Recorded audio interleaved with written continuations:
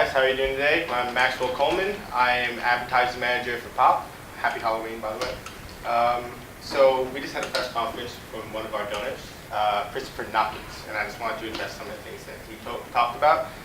So first of all, we plan on having a more in-depth conversation with Mr. Nocket to work through any displeasure that he may have. But we feel at POPP that we've been working diligently to protect the people of Chester. Some of the things that we're working on down the pipeline is we're hoping to work with the mayor's office more in depth because of the fact that they've come out saying that they are against the Olympics. We're working on a PSA that will address our stance outright on the Olympics if anyone has any questions about where we stand at this point.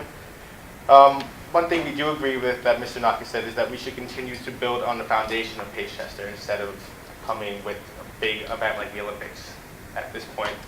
And he said that also he wanted a multimedia attack, which is something I think that personally, as the advertising manager of POPP, I feel proud of what we've done on social media so far. So, but again, like I said, we plan on having a more in-depth sit-down with him to, so he can voice any displeasure and we can better work. So, any questions for you guys? So prior to Chris Nocket coming out and saying, voicing his displeasure with POPP, had you met with him before? So Mr. Nocket actually met with Green Pace, which is the company that we came out of. So what we plan to do is work with him and meet with him to rehash any of the things that he wanted to have us do throughout our conference. Isn't it like your first job to meet with the person who's giving you the most money? Of course, we just moved from Green Pace to POPP very recently, so we've been doing that slowly. We have many donors. But he's your biggest donor, right? Yes, of course. And of course, part of it is he would like to reach out to us, but instead of reaching out to us, he decided to voice his opinions elsewhere.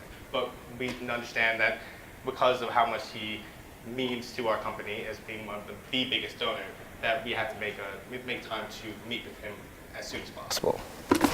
Alexandra Belushi for Chester Daily. Was Yes. this the first time you heard about Chris Nocket having complaints against your company? This is the first time he's voiced them openly, yes. So both prior to this, when you met with him, because he is your biggest donor, did he act like everything was fine and was it behind you guys? Yeah, so he's never at any point prior to the press conference that we just had, he had not voiced any displeasure with anything. So it was a little bit of a surprise to us, but that's why we're looking forward to meeting with him again. Sabrina Sanchez, Chester Daily. Yes. Could you clarify that? Because in his announcement, he said that he had met with you guys prior. Yes, that was incorrect. Okay, so now he says that he wants to publicly shame you because he had addressed these issues before. So what's your comment? Yeah, so again, we are looking forward to meeting with him so we can actually get an idea of what exactly he wants from us because, yeah, he is putting tons of money into our company. So we want to do our best to have his vision, seen through what we do. But at the same time, this is the first we're hearing of it, so we're kind of just taken off guard at the moment. But we look forward to working with him, and I think everything will work out fine. So just to clarify, you guys have met before in private? Yes, but he never voiced any displeasure. Alexandra Belushi for Chester Daily. What would you do if he did end up pulling his money? Well, so I think the first thing we would do is try to talk to the rest of our donors and see if they would be willing to add any more money to their donation amount. If not, then we would try to find another donor to replace Mr. Nocket. Is there any way that the public can access a list of your donors? Yes, so we have a list of our donors. I believe we can put it out on our social media. And if you go into the information side, we'll have it there. We'll put it there for you. On social media? Yeah. Is that the only place you can access it? At this point, yes, I believe. So it's not currently displayed there right now? No.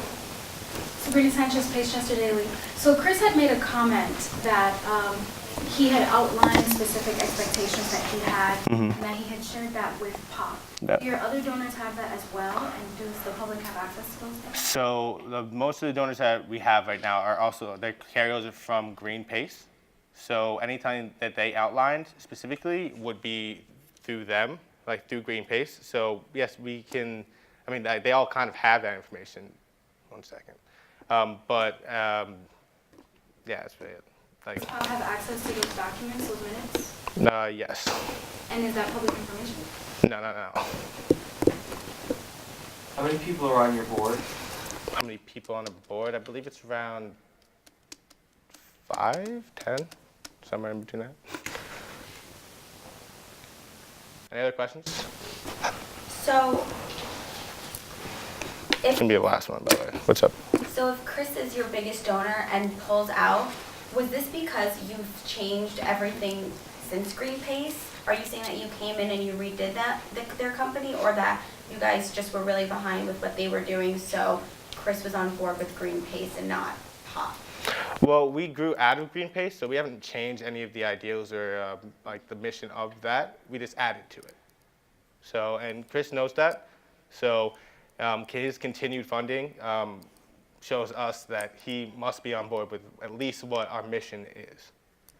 Thank you guys. I will. A company or a 501c, a nonprofit? Questions are over, but thank you for coming, and I will talk to you guys again very soon. Thank you. Oh, no, that's not really a number. Thank you.